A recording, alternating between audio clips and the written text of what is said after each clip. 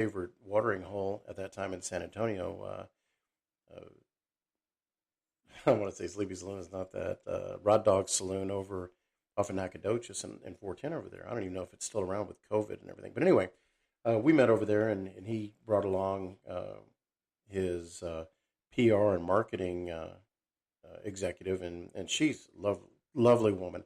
And I met her husband and everything else. But I mean, they're just lovely people, and she's smart. She's plus she's beautiful. One of the characters in the treatment is named Juliana, and she's the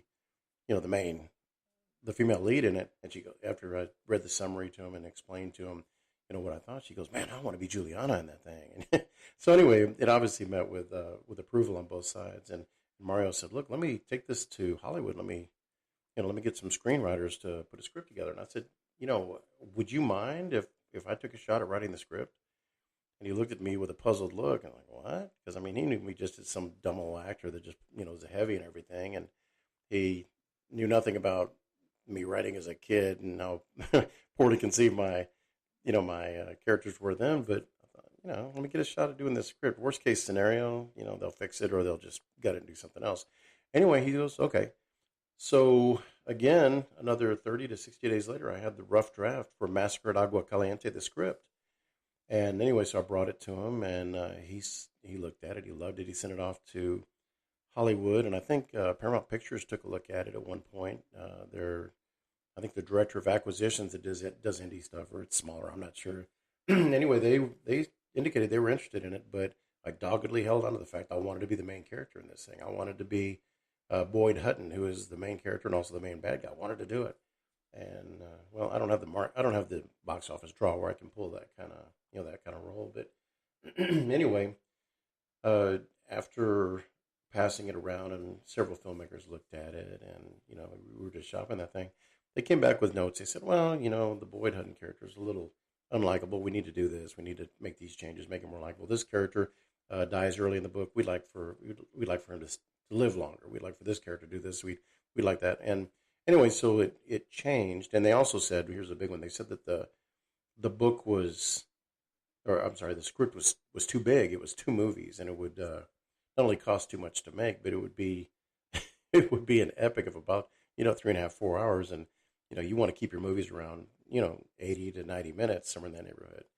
Anyway, so I went back, did the changes to it. I sat down with my productions, and we had a big meeting over the weekend, and we decided which way we are going to go with it. So I shortened it up, made the main character a little more likable, extended the lifespans of these other supporting roles and everything else. And anyway, we ended up with the script as it is today. But again, I didn't want to give up the chance to be the lead in it. I felt like I could pull that off, and even if I had to pay for it myself. So anyway, after a time, the buzz kind of died down about it. The interest wasn't there, and I was thinking, I'd like to have the whole story. So I decided to write the novel, and it just hit me. And I'm gonna write the novel. All the stuff that was taken out and all the changes, I'm just gonna go back to the original epic story. And so I did it. I wrote Massacre at Agua Caliente, a Western tragedy. And anyway, it came out in 2018. And that's when I really got an education on what it takes to compete in the writing business. And you got big publishing houses, which they're getting to the point where they're almost antiquated. There aren't many that. And it's every writer's dream is to be picked up by a publishing house. But I have found that my creative control, the amount of money that I can make by selling these books, I control a lot more of that, and I've got a good day job, so I'm able to pay for the things that your starving artist can't pay for. And I first did my own covers, and that was a mistake. They looked ham-handed and amateuristic. So later I found a cover artist, and I had this cover artist do my cover work, and she still does it, and I think she does a really good job. The inside, I was using Word, and I was trying to template it, by hand. And when you're switching this over to a PDF, and you're sending it off to a distributor or to Amazon, and they want it to be a certain, certain size and everything, it becomes a problem. So I, bought templates and everything else. I read many books on how to be successful in the writing business as an author. And out of all of them, I think maybe 1 out of 10 were worthwhile. The rest, obviously, were just going after my dollars as a an aspiring artist, and they got my money, and I've got the books. I'm here, I'm right here in my studio, and they're sitting right there on the bookshelf.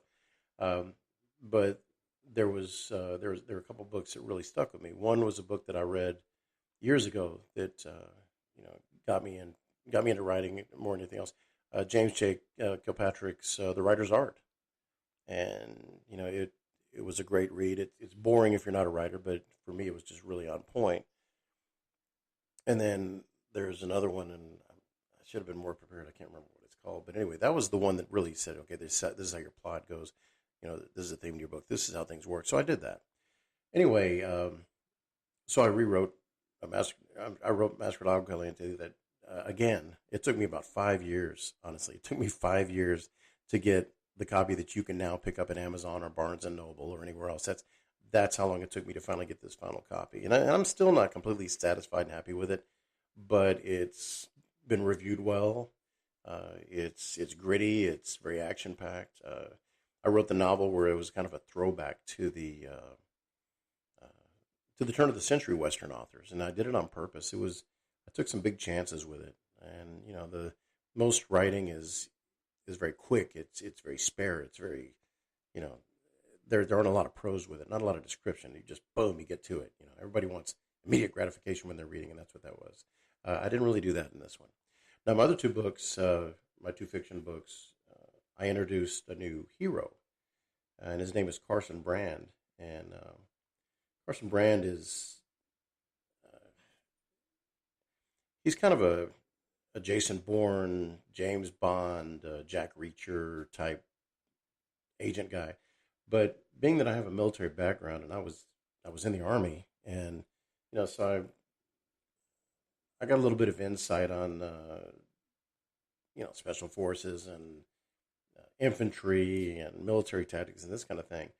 For instance, with Jack Reacher, he is a former military policeman who gets in these situations and he has to extricate himself from it. And I was a Jack Reacher fan. I will still read one every now and then, but they kind of lost me. The author wrote from a first person plays. I did this, I did that. Jack Reacher to where he was doing third person, and I thought it lost a little bit of the edge then, and I'm a little snooty about it, but it's kind of that. But anyway, so this Carson Brand character, the first book in the series is Stolen Valor, and if you hear that Stolen Valor, oh, so it's a military thing. It's really not, and I don't want to give away the plot of the book. So, but there's a reason it's called Stolen Valor, and it has nothing to do with being in the military and wearing medals when you shouldn't or that kind of thing. It. In fact, the funny thing about it is, I titled the book before I wrote the book, so I was up to about page 300 on this thing, and I still hadn't tied in the title, and I'd already bought the ISBNs, and I had the website that was built, stolenvalornovel.com, and I mean we were getting through it, and I'd put a lot of money into it. I had cover art and everything else, and anyway, it finally came together. But the thing about Carson Brand is I wanted to put together a hero that was an everyman, somebody that you not just you wanted to be. Every guy wants to be like him. My demographic is you know late 20s to middle 50s male readers. That's my demographic for this type of book. Although my wife loved it, and I've had a lot of women who have read it, and some of my reviews have been from women, and I was like, really? Okay. But anyway, so Carson Brand, he, just a regular guy that gets tossed into an extraordinary circumstance, but reacts differently, and he's got some innate abilities that he brings to the table. And you kind of have to do that. So I think in some way it's believable. But yeah. Anyway, the book kind of wrote itself, and I latched on to some current themes and some current issues that are going on, and put it in there, and it really worked out.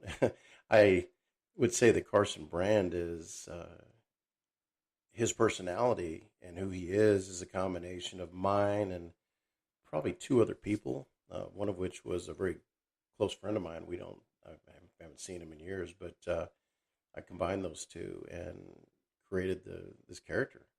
And just so you know, a lot of the fights he's in, those were actual fights that I was in when I was younger. Same thing. I hate to admit that because I'm older. I'm a non-confrontational guy. Plus, when you get hit, it really hurts for a long time now. Where it used to, you get over it. But that's not the point. The point is that Carson Brand really, it seemed to resonate with readers. I've sold a bunch of those books. So after the first one, the pilot book, Stolen Valor, I wrote the second one, Dark Motive. By the way, Stolen Valor came out in 2019. Dark Motive came out in 2020. I think I finished it up in July, and it was published. And it's both of those are Barnes and Noble if you want to buy them. But anyway, I went to the next phase of Carson Brand's life, and there were some changes that went on. And if you read the books, you'll say, "Oh man, how did he get through that?" And this Dark Motive is him coping with it. And but again, trying to write characters that are believable and textured. One of the hardest things to do, and I mentioned this in the last episode, one of the hardest things to do is to write as a man, to write from a woman's point of view. And my wife she is intelligent. She has a great sense of humor. She is ambitious and successful. And, a reader herself, I mean, this girl has two degrees and speaks three languages. And so, she's my muse. She's also my biggest critic and my reviewer.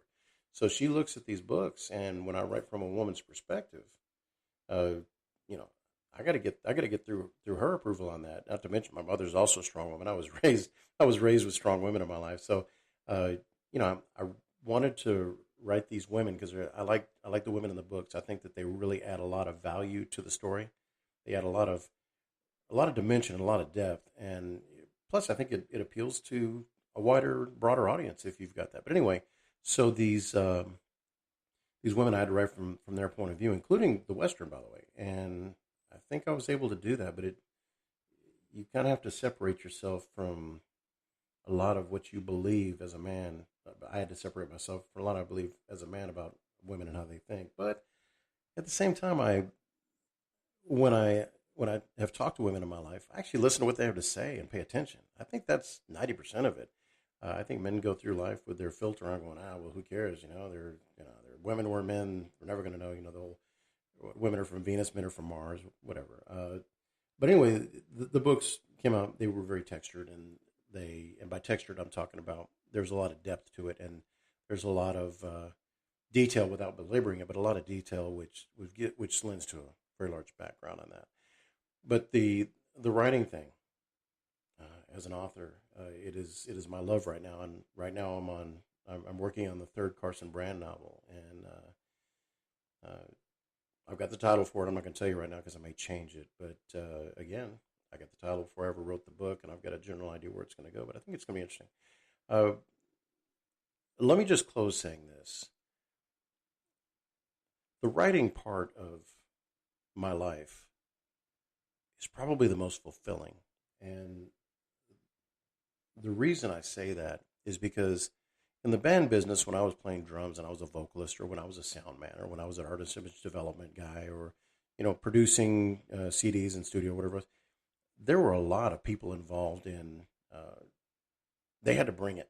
If I was a drummer and the guitar player didn't show up with his full capabilities and good attitude, well, it could ruin an entire session.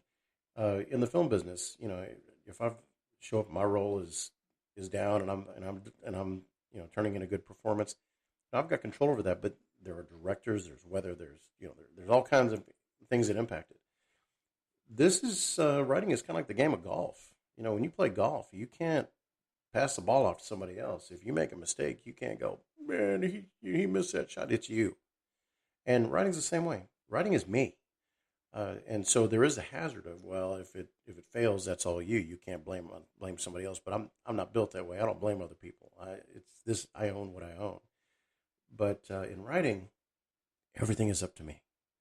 which means that I can bring the very best I have